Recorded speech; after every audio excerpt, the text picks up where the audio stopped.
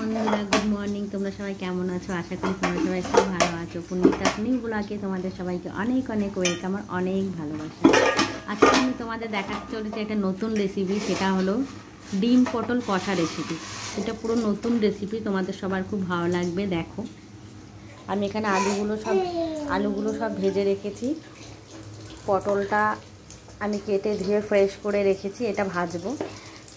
ডিম তিনটে আমার ভাজা প্রায় হয়ে গেছে। এবার এই ডিম তিনটে আমি তুলে নেব। ডিম তিনটে আমি তুলে নিলাম তেল থেকে। এবার আমি এই তেলে পটলগুলোকে সব ভেজে নেব। পটলগুলো আমি একটু ব্যাকা ব্যাকা করে কাটি, তাহলে দেখতে বেশি ভালো লাগে। পটলে একটু আমি হলুদ দিয়ে দিলাম সামান্য, দিয়ে নাড়িয়ে নিতে হবে। পটলগুলো একটু ভাজা ভাজা হয়ে গেলে তারপর নামিয়ে নিতে হবে পটল।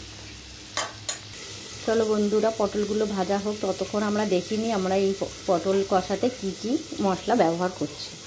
এটার ভেতরে আছে আদা, জিরে, গোটা জিরে, পেঁয়াজ আর কাঁচা লঙ্কা দিয়েছি। আমি শুকনো লঙ্কা অতটা ব্যবহার করি না, তাই কাঁচা লঙ্কাটা দিই। আর দুটো ছোটো টমেটো আমি ছোট ছোট করে কেটে নিয়েছি। ব্যাস, আমার পটলগুলো ভাজা হয়ে গেছে। এবার আমি পটলগুলোকে তুলে নেব। কড়াইতে যতটা তেল আছে তার মধ্যে আমি আরেকটু তেল দিয়ে দিলাম। দিয়ে আমি ফোড়নে দিয়ে দিচ্ছি দুটো ছোটো তেজপাতা, একটা শুকনো লঙ্কা আর একটু গোটা জিরে। ফোড়নটা ভাজা ভাজা হয়ে গেলে আমি এর মধ্যে দিয়ে দিলাম পেস্ট করে রাখা মশলাটা, টমেটোটা। মশলার মধ্যে দিয়ে দিলাম একটুখানি স্বাদ মতো নুন, যাতে টমেটোটা তাড়াতাড়ি গলে যায়। মশলাটা যত ভালো করে কষানো হয়ে গেলে তাহলে খেতে ভালো লাগবে। যত মশলাটা কষবে তত খেতে ভালো লাগবে। দেখো, সকাল সকাল আমার সোনা কি করছে। আমি রান্না করলে আমার পাশে বসে থেকে এমনি করবে। এবার আমাদের মশলাটা প্রায় একটু ভাজা ভাজা হয়ে গেছে। এবার এটার মধ্যে আমি দিয়ে দেবো লঙ্কার গুঁড়ো, একটু হলুদের গুঁড়ো, একটু ধনে গুঁড়ো, আস্তে একটু জিরে গুঁড়ো দিয়ে ভালো করে নাড়িয়ে দিতে হবে।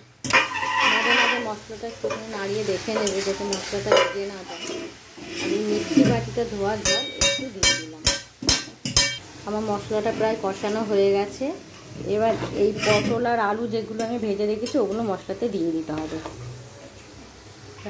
এবার ভালো করে একটুখানি নাড়িয়ে মশলাটাকে মাখিয়ে নিতে হবে। আর কষানোর জন্য একটু রেখে দিতে হবে। আমরা ডিমটা একটু পরে দেবো, এখন না। যত কষবে তত খেতে ভালো লাগবে। আমার প্রায় কষানো হয়ে গেছে। আর এটার মধ্যে আমি ভাজা ডিম তিনটে দিয়ে দেবো।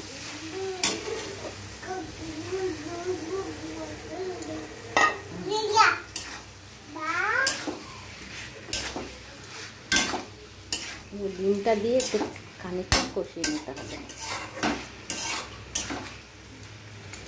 মাঝে মাঝে খুলে একটুখানি নাড়িয়ে নেবে যাতে সবজিটা পুড়ে না যায়।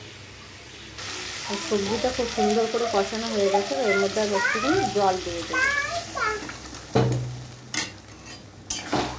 জল দিয়ে ভালো করে নাড়িয়ে নিতে হবে যাতে আলু টালুগুলো ভালো করে সিদ্ধ হয়ে যায়। আমার তরকারিটা প্রায় হয়ে গেছে। আলুগুলো দেখো সিদ্ধ হয়ে গেছে। এবার এটার মধ্যে দিয়ে দেবো আমি একটুখানি গরম মশলা। তোমরা তোমাদের যতটা ঝোল রাখার প্রয়োজন সেই হিসাবে রেখে তোমরা তরকারিটা নামাতে পারো।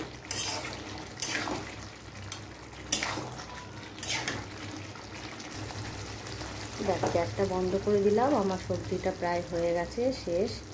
আমার রেসিপিটা তোমাদের কেমন লাগলো অবশ্যই কিন্তু কমেন্ট করে জানাবে।